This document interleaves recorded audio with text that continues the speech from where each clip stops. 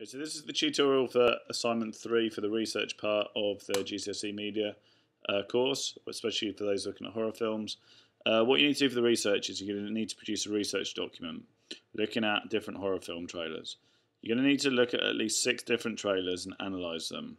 So you've got to include the following: picture of the film, the name of the product, who the target audience is, so to be specific in terms of age and gender, the plot of the film and what happens in the trailer.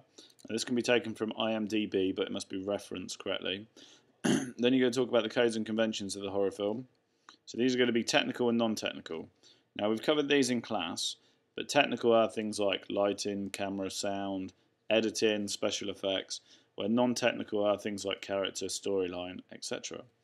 Then you're going to talk about what you like or you did not like about the trailer.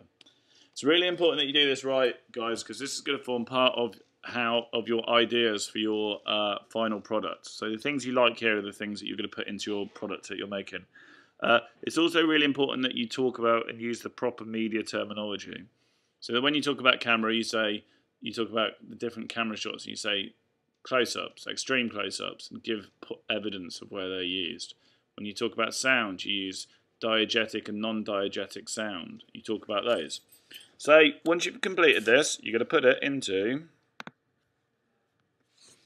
GCSE Media, Assignment 3, Part 1, Research into Horror Films. You're going to upload it there. I'll show you an example that someone did last year. Okay, so this is very in detail. So we've got description of the product here.